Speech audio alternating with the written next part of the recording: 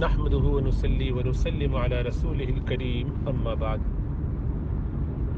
الحمدللہ رجب کا مہینہ شروع ہو چکا اور اس حوالے سے بہت ساری باتیں اب چونکہ میڈیا پہ لوگ کہتے ہیں، سنتے ہیں، پھیلاتے ہیں، بہت سارے لوگ اچھے جذبے اور اچھی نیت سے بہت ساری مثبت باتیں پھیلاتے ہیں اور کوشش ہوتی ہے کہ صدقہ جاریہ بن جائے، ہمارے کہنے سننے سے کسی کو اس کا اگر فائدہ ہو گیا، کوئی اس پر عمل کر لیتا ہے تو ہمارے لیے کچھ اجر بن جائے، تو اچھے جذبے سے کام کرتے ہیں۔ اسی طرح جو نیکیوں کے موقع ملتے ہیں اس پر سب اپنی اپنی بس بھر کوشش کر کے دین کی مدد، اسلام کی مدد، اللہ کے دین کو آگے پھیلانے بتانے کی کوشش کرتے ہیں۔ اس میں اخلاص ہے اور یہ اخلاص بہت ہی محبوب ہے اللہ سبحانہ و تعالیٰ کو۔ اخلاص کے ساتھ ایک اور اہم چیز ہے جس کی لیکن کمی ہمارے یہاں ہے ابھی، جس پہ بہت کوشش کرنی چاہیے۔ الحمدللہ خاص طور سے پڑھے لکھے لوگوں میں یہ ایک جذبہ اچھا پیدا ہوا ہے، اور دین سیکھنا چاہتے ہیں، دین کی ترویج چاہتے ہیں، اس کو آگے اشاعت کرتے ہیں، بتاتے ہیں، سمجھاتے ہیں، جس کو جیسے سمجھ میں آتا ہے اپنے اپنے طریقے پہ۔ تو اخلاص کے ساتھ یہ کام کرتے ہیں، انشاءاللہ اس کی برکت ان کو حاصل ہوگی، اللہ سب پر اپنا کرم اور فضل فرمائے۔ لیکن اس میں ایک چیز کی بڑی کمی ہے اور وہ ہے دیانت کی کمی۔ دیانت سے میری مراد یہاں یہ ہے کہ اپنی لمیٹیشنز کو جانے بغیر بات کرتے ہیں۔ ایک آدمی جس حد تک جس بات کو جانتا ہو، جس کی اس نے تحقیق کر لی ہو، اس بات کو تو اسے کہنا چاہیے اور سمجھانا چاہیے۔ ایک چھوٹی سی بات بھی اچھی بات ہے، آگے بتا دی تحقیق کے ساتھ۔ لیکن جس بات کی اس نے تحقیق نہ کی ہو یا جو اس کی فیلڈ نہ ہو، مثلا میں لنگ کنسلٹنٹ ہوں تو اب میں گردے کے بارے میں باتیں شروع کر دوں، گائنی اور پیٹس کے بارے میں بھی تبصرے کرنا شروع کر دوں، تو ظاہری بات ہے زیادتی اور ظلم کی بات ہوگی، اس لیے کہ میں نے اس میں اسپیشلائزیشن نہیں کی ہے۔ جس فیلڈ میں اسپیشلائزیشن کی جائے اسی پہ بات کرنی چاہیے۔ تو آپ کو جس کا لائسنس دیا جائے وہی کام آپ کو کرنا چاہیے۔ آپ آئی ٹی کے ہیں، آپ آئی ٹی سے متعلق بات کریں۔ آپ پی ایچ ڈی ہیں کسی اور سوشل سائنسز میں، تو اس کا مطلب یہ نہیں ہے کہ آپ باقی چیزوں میں بھی ٹانگ اڑائیں۔ یہ ایک بڑی ہمارے یہاں بیماری ہے۔ اب اس کو ایسے سمجھ لیجئے کہ ایک شخص کو آپ کی آنکھوں کے سامنے خدا نخواستہ دل کا دورہ پڑتا ہے یا وہ ہارٹ اٹیک اس کو ہو جاتا ہے اور پھر کارڈیک اریسٹ کے نتیجے میں اس کو ریوائیو کرنے کی ضرورت ہے، اور آپ نے تھوڑا بہت انفارمیشن لیا اور آپ کو آئیڈیا تھا کہ اس موقع پہ شاید ریسسیٹیشن کرنا چاہیے، اس کو کارڈیو پلمونری ریسسیٹیشن کہتے ہیں، CPR، یہ کریں گے تو اس سے اس کا ریوائیول ہو سکتا ہے، لیکن آپ نے اس کی کوئی تربیت لی نہیں۔ یا اسی طرح آپ کو لگا کہ اس وقت پتہ ہی چل رہا ہے کہ اس کا دل جو ہے وہ اس میں ٹھیک ٹھاک خون باہر کے حصے، باہر کی جھلی میں جم گیا ہے، جس کو ٹیمپوناٹ کہتے ہیں، کوئی چوٹ لگنے کی وجہ سے، اسٹیب ہو جانے کی وجہ سے خدا نخواستہ، یا اس کا دل کلیپس ہو گیا، لنگ کلیپس ہو گیا۔ اب اس موقع پر میں اس کو فلاں دوا یا فلاں چیز کر دوں تو فائدہ ہو جائے گا، یا اس کو اپینڈکس میں انفیکشن ہو گیا، انفلیمیشن ہو گیا ہے، تو اس وقت میں نے اگر اس کا پیٹ کاٹ کے اپینڈکس نکال دیا تو اس کا درد بھی دور ہو جائے گا، وہ پھٹنے سے بچ جائے گا، تو اس کی جان بچنے کا امکان ہے۔ لیکن میں اس کا کوالیفائڈ نہیں ہوں، یہ فیلڈ میری ہے نہیں، میں نے یہ کام کیے نہیں ہے پہلے، مجھے آتا نہیں ہے فرض کیجئے کرنا۔ تو اب اگر میں یہ کام کروں تو کیا تو میں نے بہت اخلاص سے ہے، لیکن اپنی لمیٹیشنز کو جانے بغیر کیا۔ میں نے اس کا پیٹ کاٹ کے اپینڈکس نکال تو لیا، لیکن اب پیٹ سینا مجھے نہیں آتا۔ اب اس کے بعد آگے کی جو مینجمنٹ میں مجھے نہیں آتی۔ میں نے سینہ کھول کے اس کے دل کا خون نکالنے کے لیے سرنج تو اس میں ٹھوس دی، لیکن اس کو پھر آگے کیا کرنا ہے وہ میرے پاس کرنے کا چانس نہیں ہے۔ تو ویسے تو شاید وہ مرتا کہ بچ جاتا اپنی اس بیماری سے، میں نے کوشش یہ کی کہ اس کو بچاؤں، لیکن حقیقتاً اپنی جو حدود تھی ان کو جانے بغیر کرنے کے نتیجے میں نے الٹا نقصان کر دیا۔ اللہ کے رسول صلی اللہ علیہ وسلم کے زمانے میں صحابہ کرام کی ایک جماعت کو آپ نے بھیجا، اور وہاں پر ایک صحابی کو رضی اللہ تعالیٰ عنہ چوٹ لگنے کی وجہ سے شدید بخار کی کیفیت پیدا ہوئی، سر میں زخم تھا اور ٹھیک ٹھاک آپ اس سے پریشان تھے اور بیماری، اور اس صدمے کی وجہ سے رات میں ان کو احتلام بھی ہو گیا۔ تو صبح کے وقت میں جب فجر کا وقت ہوا تو ٹھنڈک کافی تھی، تب انہوں نے لوگوں کو بتایا، تو امیر اور دیگر جتنے بھی لوگ تھے ان کو سمجھ میں یہی آیا کہ بھئی غسل کیا جاتا ہے، یہی ہم نے پڑھا سمجھا ہے، ابھی تک اتنی بات معلوم تھی، لیکن تحقیق نہیں کی ہوئی تھی پوری، عالم نہیں تھے، مفتی نہیں تھے، تو اپنے حساب سے ان کو یہ کہا کہ بھئی آپ کو غسل ہی کرنا پڑے گا اور تو کوئی راستہ نہیں ہے۔ کہا کہ تو پانی بہت یخ اور ٹھنڈا ہے، اتنے ٹھنڈے پانی سے اگر غسل کیا تو مجھے خطرہ لگ رہا ہے کہ میری جان نہ چلی جائے، اس کو تو دیکھ کے مجھے ٹھنڈک کپ کپی طاری ہو گئی ہے۔ سیپٹیسیمیا اس کو کہتے ہیں جو ان کو ہو گیا ہوگا یقیناً، یعنی میڈیکل بیک گراؤنڈ کی وجہ سے کہہ رہا ہوں کہ سیپسز شارٹ فارم میں کہتے ہیں اس کو. اینی وے کہ یہ ان کو سلسلہ تھا، اور بقیہ جو صحابہ تھے، ان کی جو جماعت میں لوگ تھے، جو ٹیم تھی، ان لوگوں نے کہا کہ آپ لوگ، یعنی ہم سب متفقہ طور پہ سمجھتے ہیں کہ آپ کو غسل تو کرنا پڑے گا اور کوئی حل نہیں ہے. نماز کی اہمیت تو اتنی ہے، اور ان کے ذہن میں بھی تھی، تو وہ کود گئے اس پانی میں، اس چھوٹے سے تالاب میں غسل کے لیے. لیکن اس کے صدمے سے جب باہر نکلے ہیں تو انتقال ہو گیا ان کا. اللہ کے رسول صلی اللہ علیہ وسلم کو اس کی اطلاع ملی تو آپ نے شدید غصے کا اظہار فرمایا. آپ نے فرمایا کہ اللہ سبحانہ و تعالیٰ قاتلوہم قتلہم اللہ، کہ ان سب کو اللہ مارے، انہوں نے اس بندے کو اتنی جان لے لی. اور پھر آگے ایک بہت پیارا جملہ فرمایا کہ انما شفاء العی السؤال، جہالت کا علاج سوال کرنا ہے. جب معلوم نہ ہو کوئی بات تو اس پہ بات کیوں کی؟ دیکھیے غلطی ہوئی ان سے، اخلاص سے انہوں نے کیا، ان کی نماز بچانے کے لیے، ان کی آخرت کا خیال کیا کہ کسی طرح ان کی نماز ہو جائے پاکی کے ساتھ، تو جذبہ اچھا تھا، مل کے کیا، کوئی اس میں شیطانی خیال نہیں تھا، کوئی نقصان پہنچانے کا احساس بھی نہیں تھا. لیکن مسئلہ معلوم نہیں تھا تو اللہ کے رسول صلی اللہ علیہ وسلم نے اس قدر شدت سے اس کا غصے کا اظہار فرمایا.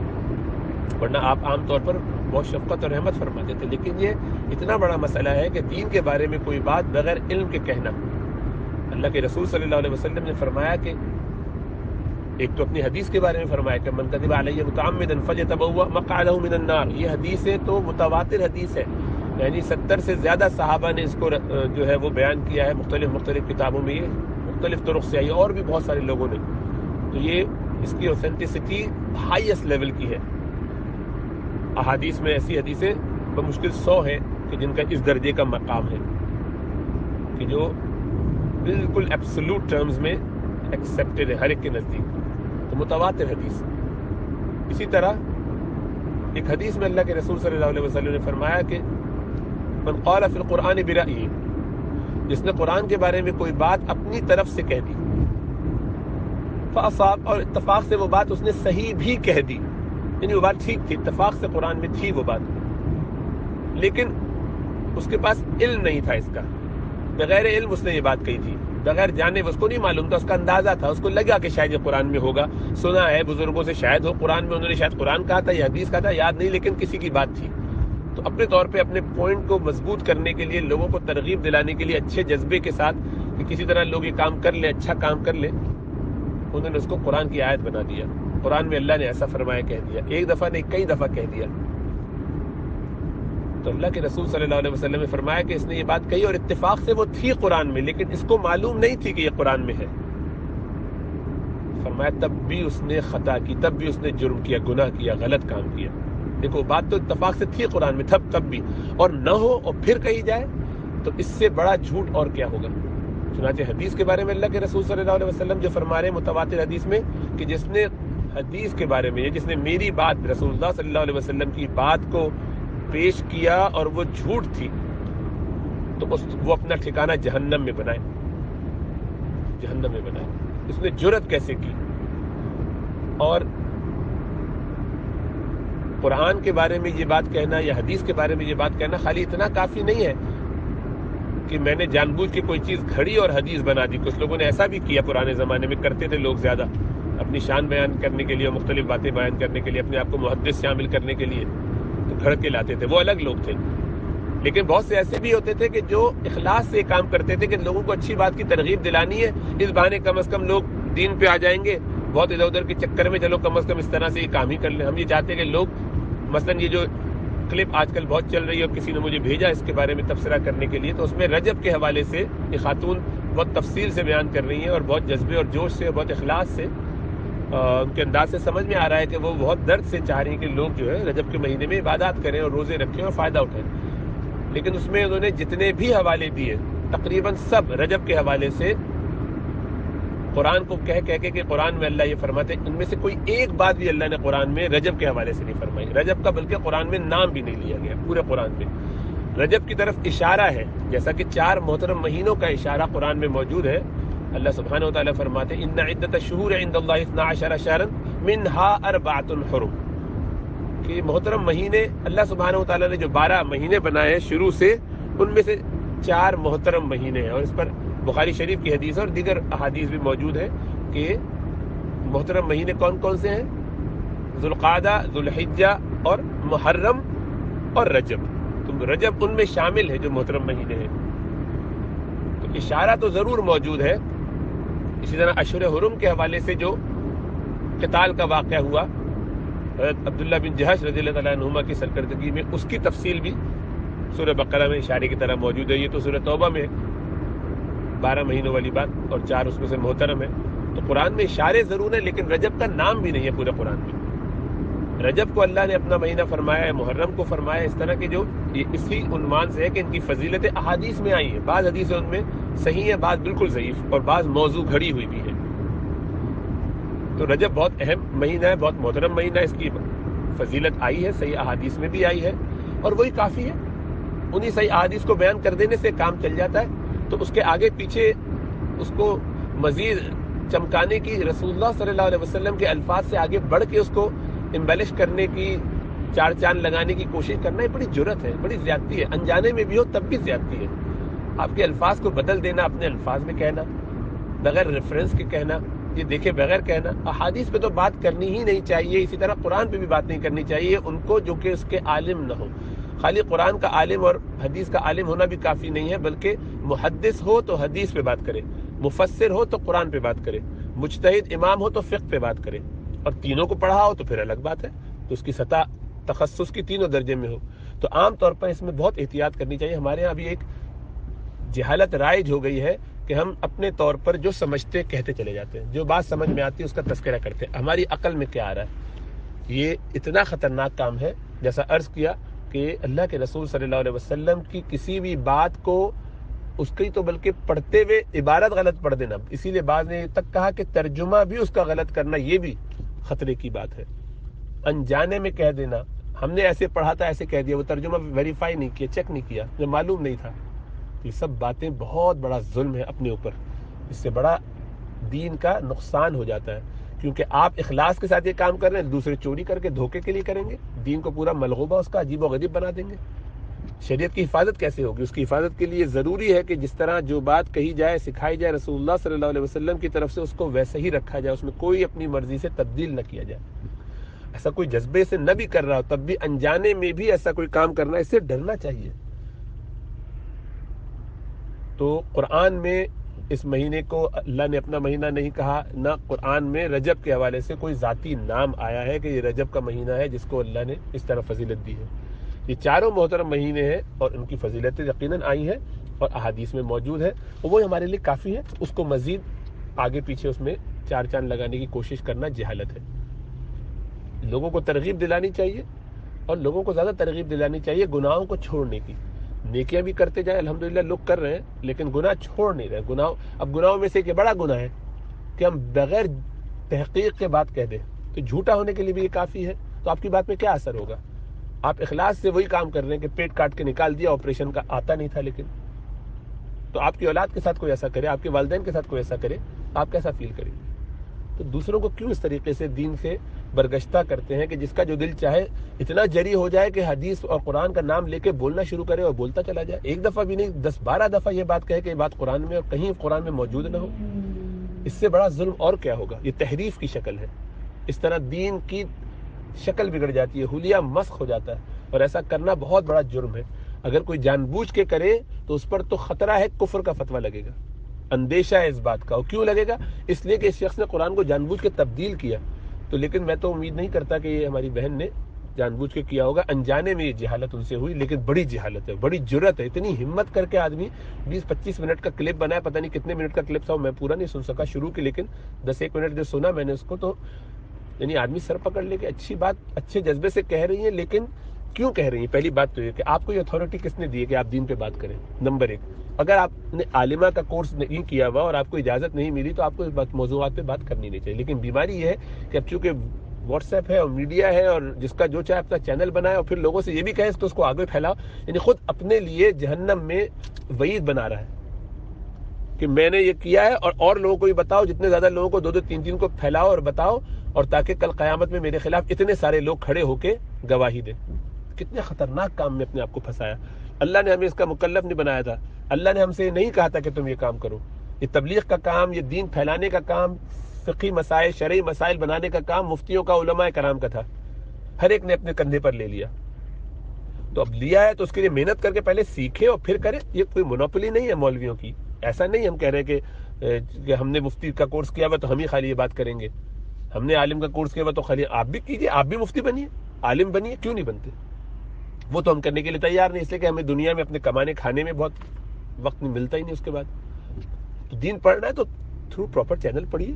علاج کرنے کا دل چاہتا ہے لوگوں کا اور ثواب کمانا ہے، لوگوں کے مدد کرنے کا بہت اچھا جذبہ ہے، تو پہلے ڈاکٹر تو بنیے اور پھر اس کے بعد علاج کیجیے. نہیں، علاج تو نہیں، مجھے کرنا ہی کرنا ہے ہر حالت میں. سرجری بھی کروں گی لیکن پڑھوں گی نہیں، ڈاکٹر بننا نہیں ہے مجھے.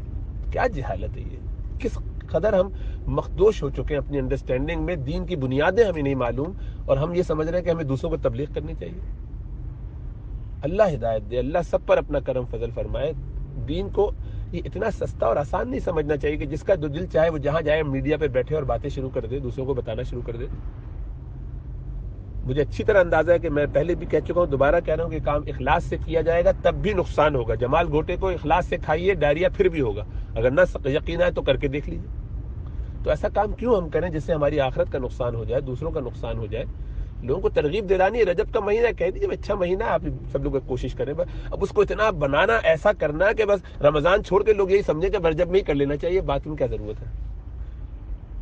یہ بھی حکمت کے خلاف ہے کہ لوگوں کو ایسا کارنر کر دیا جائے کہ وہ سانس بھی نہ لے سکے. بس ایسا نہیں کرنا چاہیے. نبی اکرم صلی اللہ علیہ وسلم کا یہ مزاج نہیں ہے، تعلیم نہیں ہے.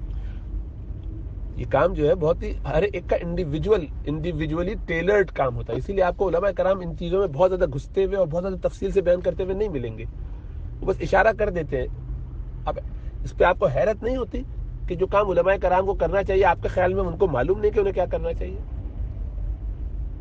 تو ہم یہ کام شروع کر دیں. ڈاکٹر سے کام نہیں کر رہے، ہم یہ کام شروع کر دیں، سب کو دنیا کو بتائیں دنیا میں ویکسین کون سی اور دوائیں کون سی دینی چاہیے. یعنی اپنے بارے میں اتنی خوش گمانی کہ ہمیں معلوم بھی اور ہم یہ کر بھی سکتے ہیں، اور علماء کے بارے میں یہ خیال کہ ان کو تو معلوم ہے وہ پھر بھی چھپاتے ہیں. تو اس سے کیا خیر آئے گی دنیا میں؟ انبیاء کے ورثہ کے بارے میں ایسا منفی جذبہ رکھنا کتنا خطرناک کام ہے. تو آپ کے بارے میں بھی منفی جذبہ نہیں رکھ رہا ہوں. مجھے اچھی طرح اندازہ ہے کہ بہت اخلاص سے آپ نے کہی یہ باتیں، لیکن کی بہت ظلم کی باتیں ہیں، قرآن پر بہت زیادتی کی ہے. اس لیے سچے دل سے توبہ استغفار بھی کیجیے اور آئندہ بھی اس سے احتیاط کیجیے. اور کوئی کلپ کہنے سے پہلے اگر بہت شوق ہے تو کسی عالم کو پہلے دکھا لیجیے میں نے یہ باتیں کہی ہیں، ان باتوں میں کوئی ایسی بات تو نہیں کہ جو ٹھیک ہے کہ غلط ہے. تو وہ آپ کی ویریفیکیشن کر کے آپ کو کہے گا اس کو اس میں سے بس اتنا حصہ اس کا اڑا دیجیے، یہ بات مت کہیے، اس کو اس طرح سے کہیے. تو باقی آپ کی بات ترغیب دلانے والی کی حد تک ٹھیک تھا. کبھی رمضان میں رجب میں تیاری کرو، رسول اللہ صلی اللہ علیہ وسلم رجب سے تیاری شروع کر دیتے تھے رمضان کی. تو تیاری کرو، اس سے ذہن بنے گا، رمضان آسان لگے گا، پھر شعبان میں اور محنت کی جائے گی اور رمضان میں اور ہو جائے گی. یہ سب بالکل مثبت باتیں، لیکن اس کو قرآن کا لیبل لگا کے جان بوجھ کے اس کو ایسا کرنا کہ تاکہ لوگوں پر ایک زور پڑے، ایک روک پڑے، لوگوں کو یہ سمجھ میں آیا کہ آپ نے قرآن بہت پڑھا ہوا ہے. لوگوں کو یہ سمجھ میں آیا کہ اس سے تو پتہ چل رہا ہے کہ آپ نے قرآن ایک دفعہ بھی نہیں پڑھا ہوا. گو مجھے یقین ہے نا کہ آپ نے ضرور پڑھا ہوگا، کیونکہ اتنی جرت تو کوئی اور نہیں کر سکتا. جاؤ یا پڑھ رہی ہوں گی تو قرآن اتنا پڑھا یا نہیں پڑھا، لیکن ہمت کیسے آپ نے کی کہ قرآن کے بارے میں کوئی بات کہیں بغیر تحقیق ہے؟ تو عالم بھی کہتے ہوئے ڈرتے ہیں. خالی میں سمجھانے کے لیے کہہ رہا ہوں کہ ہمارے ہاں جو لوگ عالم کی ڈگری ہمارے ساتھ پڑھ رہے ہیں، لے رہے ہیں، جن کو ہم پڑھاتے ہیں پروفیشنلز کو، وہ عالم بننے کے 10 سال بعد بھی ان کو ہم اجازت نہیں دیتے کہ وہ تفسیر بیان کریں قرآن کی. وہ خلاصہ ہلکا ہلکا پڑھ کے تفاسیر سے ریفرنس کے ساتھ بیان کرتے ہیں، خود تفسیر نہیں کرتے کہ اس سے نقطے نکالیں اور دنیا کو پھیلاتے پھریں. کتنا ڈرنا چاہیے اس پہ. لوگ 30 سال جب پڑھاتے ہیں اس کے بعد وہ اپنی ایک تفسیر لکھتے ہیں، اس سے پہلے تصور نہیں کرتے ہیں. اس سے پہلے وہ حدیث پڑھ چکے ہوتے ہیں، فقہ پڑھ چکے ہوتے ہیں بہت گہرائی کے ساتھ. اور آپ کے پڑھنے اور اس سے اندازہ یہ بھی ہوتا ہے کہ آپ کی تجوید بھی بالکل درست پختہ نہیں ہے، مناسب ہے الحمدللہ، ایک طالب علم کی جیسی ہوتی ہے، ایک عام انسان کی جیسی ہوتی ہے، اچھے مسلمان کی جیسی ہونی چاہیے. اسی طرح حدیث جو آپ نے دعا بھی اس کی پڑھی، مخارج سے پتہ چلتا ہے کہ آپ نے بس یاد کی چیزیں اچھی ہیں، لیکن تو ابھی تو آپ کی بنیادی تجوید درست نہیں ہے. عربی کی گرامر کا مجھے امتحان لینے کی اس وقت ضرورت نہیں ہے، ورنہ مجھے اندازہ ہے کہ وہ پڑھی بھی ہوگی آپ نے تو ایک درجہ ہی ہوگا نا. بغیر اعراب کے عربی کا پڑھنا، اس کو چیک کیجیے کہ آپ پڑھ سکتے ہیں کہ نہیں. تو جب آپ کی یہ بنیادی استعداد نہیں پیدا ہوئی ہے تو آپ نے کیسے سمجھ لیا کہ آپ لوگوں کو دین سمجھانے کے لیے کمر بستہ ہو جائے اور امت کا پورا بیڑا اٹھا لیں اپنے کندھے پر؟ اس کی آپ کو مکلف نہیں بنایا اللہ نے. اس لیے اپنے آپ کو ایسے مشکل اور عذاب میں ڈالنے سے بچائیے. بہت دل کی گہرائی سے آپ کی جذبے کی قدر کرتے ہوئے درد کے ساتھ یہ کہہ رہا ہوں. اگر آپ کے جذبے کا احساس یا قدر نہ ہوتی ہے, سنسیئرٹی کا اندازہ نہ ہوتا, تو یہ سب اتنی باتیں کرنے کی ضرورت نہیں تھی. اس لیے کہ جن کو خود اپنی آخرت کی فکر نہ, ان کے لیے ہم کیا کر سکتے ہیں. لیکن الحمدللہ آپ کے اندر اخلاص موجود ہے, تو اس جذبے سے کام کیجئے, لیکن بس کام کیجئے. علماء سے, اساتذہ سے, بڑوں سے پوچھ کے ان کی سپرویژن میں کام کیجئے, ورنہ خطرہ ہے کہ یہ باتیں کہاں کہاں جائیں اور کون کون لوگ اس کو ایسا سمجھ لیں اور وہ اس کو کوٹ کریں. جتنے لوگ کوٹ کریں گے آئندہ اس کو قرآن کا کہیں گے, تو آپ کی کیسے بچت ہوگی بتائیے. وہ سب آپ کا نام لے کر کہیں گے فلاں فلاں نے کہا ہے, کیونکہ آپ کا اپنے ایک حلقہ بنا ہوا ہوگا, جبھی تو آپ نے یہ بات کی. اب تو ہر ایک کے اپنے اپنے حلقے بنے ہوئے, سبھی علامہ ہیں, سب کا پورا ایک سرکل ہے جس میں وہ باقاعدہ دین پڑھانا پوری ذمہ داری اپنے کندھے پر لے کے بیٹھے ہوئے, اس فکر کے بغیر کہ کل قیامت میں ان کے ساتھ کیا ہوگا حشر. اللہ کے رسول صلی اللہ علیہ وسلم اتنی خطرناک بات فرما رہے ہیں ان صحابہ کے بارے میں جنہوں نے مل کے یہ بات سمجھی کہ ایسے تھا, لیکن ان میں سے کوئی مفتی نہیں تھا. اللہ کے رسول صلی اللہ علیہ وسلم کے آیت مبارکہ میں صحابہ میں سے صرف 13-14 لوگوں کو اجازت تھی فتویٰ دینے کی, باقیوں کو نہیں تھی. تو یہ ان کے علاوہ تھے, اسی لیے ان کی سختی سے ڈانٹ بھی پڑی اور سرزنش ہوئی. تو اپنے آپ کو اس وعید سے بچائیے, اس پکڑ سے بچائیے. اس کام کا مکلف اللہ نے نہیں کیا, وہ نہ کیجیے, اور توبہ استغفار کر کے جہاں ہو سکے اس کا جواب دوبارہ دیجیے کہ مجھ سے غلطی ہو گئی, اور اس کو دوبارہ ان سارے سرکلز میں جہاں آپ نے پہلے بھیجا ہے یہی بات کر کے بچائیے کہ جو میں نے بات کی ان میں سے یہ باتیں درست تھیں, یہ بات حدیث کی تھی, یہ بات ٹھیک نہیں تھی, اور اس کو ایسا نہ سمجھائے میں نے قرآن کے حوالے سے جو بات کی اس میں سے قرآن میں نہیں ہے. اللہ مجھے معاف فرمائے, اور آپ لوگ بھی مجھے معاف کیجیے, اور آئندہ اس طرح کی بات کو آگے پھیلائیے مت. تو یہ والا اس کا ایک جواب بھی تیار کر کے لوگوں میں بھیج دیے اپنے سرکل میں, تاکہ لوگ آپ کے خلاف گواہی قیامت والے دن نہ دینے لگے. اللہ سب پر اپنا کرم اور فضل فرمائے.